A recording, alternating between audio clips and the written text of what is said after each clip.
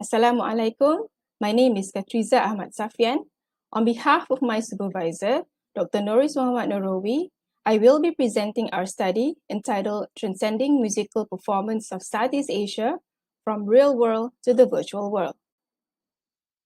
Our study highlights the virtualization of traditional musical instruments based on Southeast Asian musical cultures. We will present a survey of digital musical instruments within the Southeast Asian region. Let's begin with some definitions of the term that we will be using throughout the presentation. According to Miranda and Wanderley, digital musical instruments, or known as DMIs, are musical instruments that uses computer-generated sound. It consists of control surface to gestural controller which drives the musical parameters of a sound synthesizer in real time. Another popular term which is interchangeably used is virtual musical instrument, or VMIs.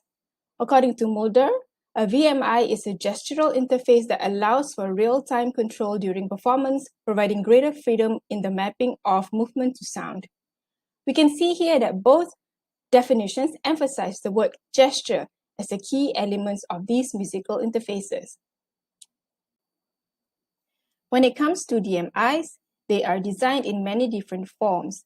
Some researchers specialize their DMI designs into different categories, such as virtual reality musical instruments, smart musical instruments, accessible digital musical instruments, and tangible musical interface, to name a few.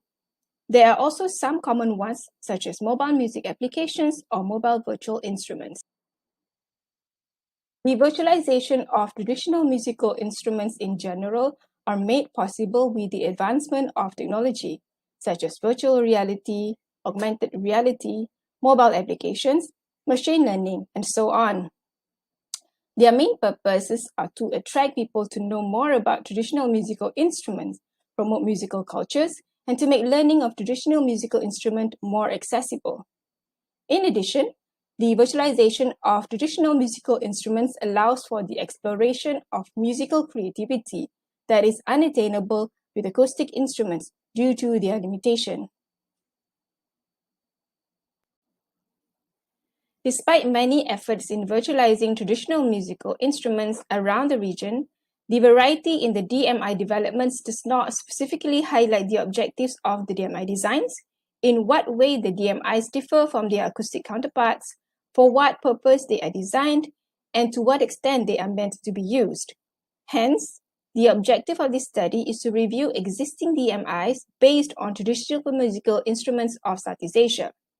This includes a comparison of the DMIs in terms of their purpose, technology, specific aspects and features, as well as the extent of usage of the virtual instrument.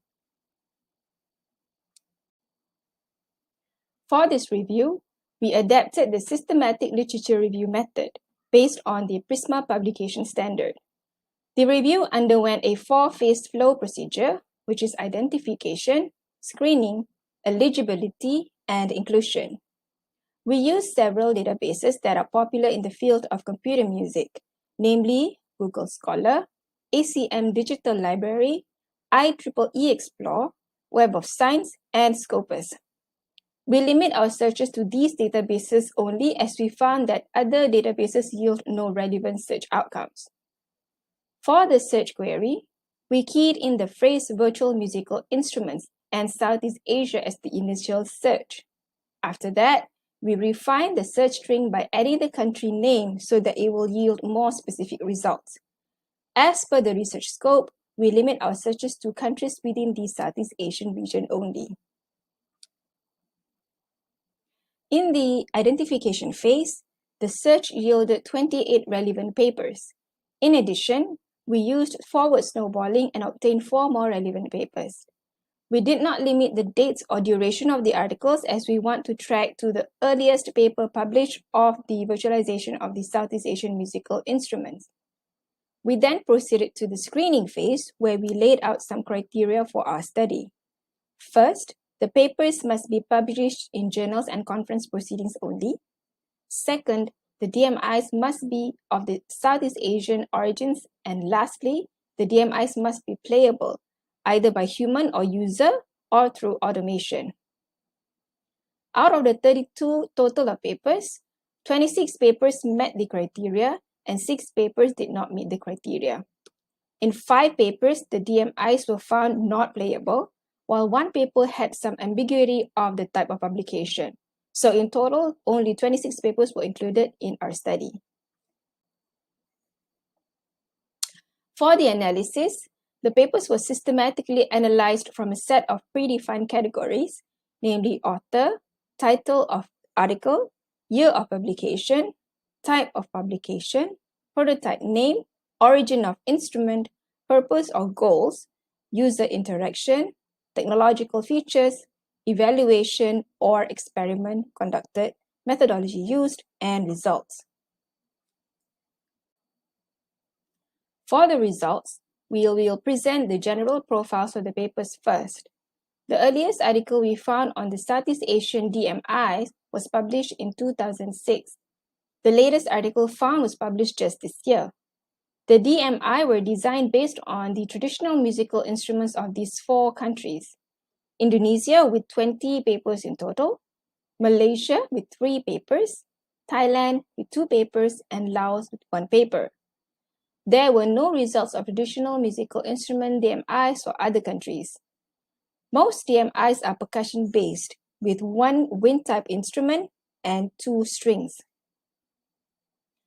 As we wanted to focus on the type of the DMI designs, we divided the DMIs into 2 categories: a single instrument prototype and multiple instrument prototype.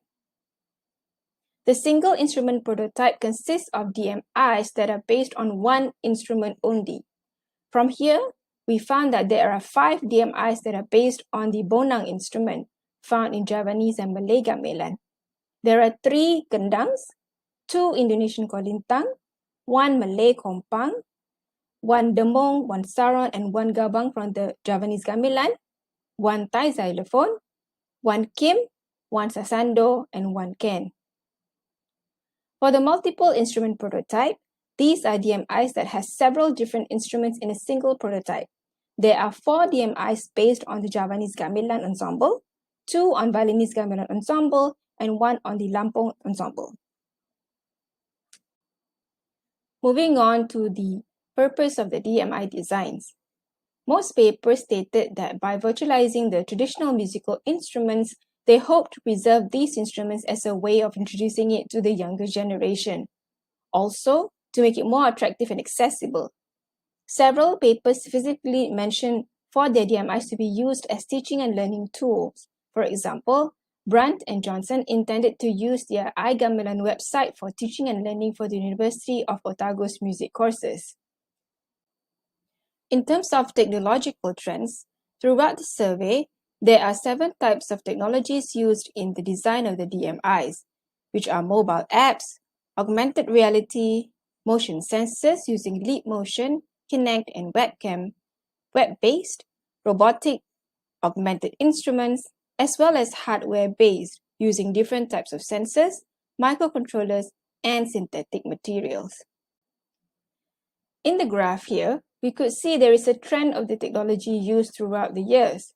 The motion sensor seems to be commonly used between 2016 to 2019, while the mobile technologies are used for a much longer duration and it is still relevantly used till today.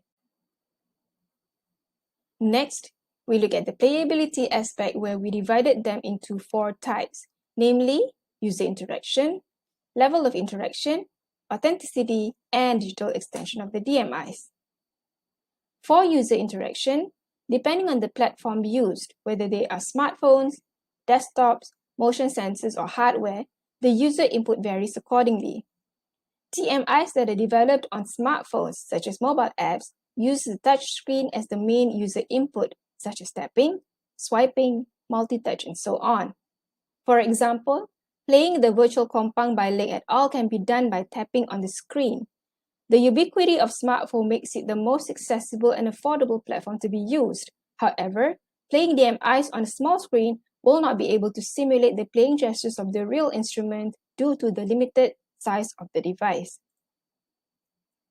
Next, motion sensor technologies use mid-air hand gestures where the users move their hands in front of the sensors for detection. Once detected, it will trigger the sound output of the DMIs. With this type of interaction, there is no physical feedback. So if a user would make a striking gesture to play the DMIs, they would do it with their bare hands, as opposed to using a mallet or a beater, such as in Pramana's work. Hardware-based DMIs uses mainly tactile or physical input, where the users can physically strike or tap on the DMIs to play it. This type of gestural input physically mimics the playing gestures of the real instruments. Besides that, the automation or robotic play is also used for hardware-based DMI, especially in augmented musical instruments. This means that the DMIs is programmed to be played automatically on its own by attaching mechanical components to the real instruments such as the mallet or the beater. This can be seen in robotic gambang by Shafat et al. Last but not least is the user's breath input. In Smith's work, the can instrument of Laos is played by blowing air into the instrument. A controller is then added to change the instrument's resonance controlled by user fingers by opening and closing the holes of the can. Next is the level of interaction. In our survey, we could say that there are two levels of interaction with the DMIs. First is the basic interaction where playing requires little to no musical skills. This type of DMI is mostly catered to the novice users to attract them to learn about the traditional musical instruments. Another level of interaction is the advanced level. This level requires the user to play with good musical skills and musicality, similar to how they would play on the real instrument. For gamelan electrica, for example, the players consist of gamelan musicians from the MIT's Galactica gamelan group. Playing the digitized gamelan, not only it requires them the skills of the Balinese gamelan, but also the exploration of their musical creativity through digital manipulation of the instruments. As these DMIs are based on traditional musical instruments, some authenticity features are preserved. These are mainly done either through the gestural input, such as the simulation of hands and fingers of the instrument's playing techniques, or by using the recorded sound of the samples of the real instrument. Lastly, virtualization of DMIs typically leverages the technology used to extend playing beyond what real instruments can do. Through digital manipulation, features such as playing with sound effects or even changing the instrument's tuning extend the playability of the DMIs and the ability of the users. This study comes with some limitations. From the survey, we found that most papers only describe the DMIs at the development level, meaning designs, architecture, development models, and so on. Although some papers mention on evaluating their prototypes, they are often briefly discussed. Some things were unclear to us in terms of methods used, target user, and the type of experiments conducted. As most papers comes from the computer sciences, IT, and engineering point of view, the playability aspects of the DMIs are not measured, neither discussed in detail. So we couldn't see how would users use the DMI practically and to what extent other than testing. Last but not least, the results of the database output are limited to the string search that we used. To conclude, we present our study on the review of virtualization of traditional musical instruments of the Southeast Asia, where the SLR method was adapted. The results presented include the origins of the instruments, type of prototype, application domains and purposes, technological trends, and playability aspects. This review hopes to provide an overall landscape of the DMIs across Southeast Asia, which will benefit researchers in designing DMIs based on traditional musical instruments. And with that, I end my presentation. Thank you.